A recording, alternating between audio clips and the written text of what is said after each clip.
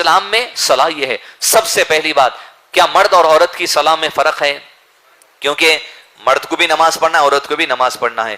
دلیل الادب المفرد امام بخاری حدیث نمبر 156. جیسا امام بخاری صحیح بخاری حدیث جمع کیے, ویسے آپ کی حدیث کی اور ایک کتاب کا نام ہے الادب المفرد, یعنی جس میں آپ اخلاقیات سے متعلق جو سو احادیث کو جمع کیے. اس میں حدیث نمبر 156, نبی صلی اللہ علیہ وسلم کے بعد چند صحابہ اکرام دوسرے علاقوں سے جو مدینے میں نہیں رہتے تھے, مدینے کے باہر رہتے تھے, دین اسلام کی تعلیمات سیکھنے کے لیے مدینہ آئے اور تقریباً 20 راتیں مسجد نبی میں گزارے.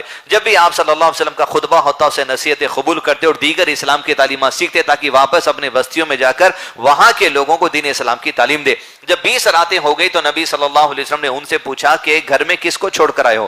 تو کہا گھر والے ہیں, بیوی ہیں, بچے ہیں, دیگر ایسے رشتہ دار ہیں. تو آپ صلی اللہ علیہ وسلم نے کہا اب گھر پلٹ جانا چاہیے, کیونکہ 20 دن جو سو تم گھر کے باہر رہ چکے, اور دیکھو جب گھر پلٹ جاؤ تو یہاں پر میرے ساتھ رہتے ہوئے جس طریقے سے نماز سیکھے ہو, صلو کما رأیتنی اصلی, جس طرح مجھے نماز پڑھتے دیکھے ہو اسی طرح اپنے گھر والوں کو بھی نماز کا طریقہ سکھا دو.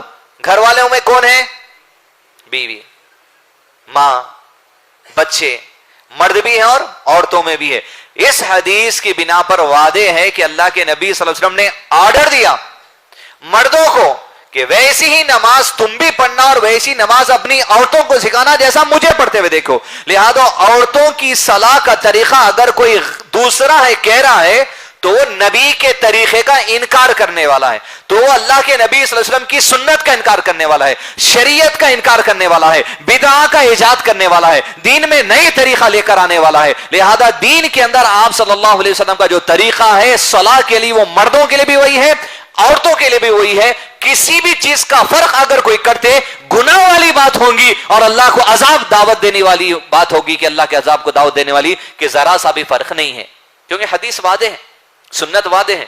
اب حدیث آ جانے کے بعد نہیں یہ حدیث کون سی ہے, کہاں سے آگے, کدھر سے آگے, یہ سب باتیں نہیں. حدیث آگے عمل کر لینا. آپ نہ نبی ہے نہ نبی کے صحابہ میں سے کوئی ہے, ہو بھی نہیں سکتے تھے, اس لیے کہ اللہ تعالیٰ اس زمانے کے اندر بھیجا. لہذا ہمارا کام ہے دین کی جو تعلیمات ہم کو دی گئی اس پر من نون جو سو عمل کرنا چاہیے. لہذا عورتوں کے طریقوں میں, عورتوں کی جو نماز میں عام طور پہ جو کلچرل طور پہ طریقہ چل رہا, وہ سجدہ کرتے وقت ایک دم سکڑ کے بیٹھ جانا, کونیاں بھی ٹکا دینا اور جو ایک دم سکڑ جانا, یہ طریقہ جو عورتوں کا نبی صلی اللہ علیہ وسلم سے ثابت ہی نہیں. اگر آپ پڑھ رہے ہیں تو آپ کی نماز غلط ہے.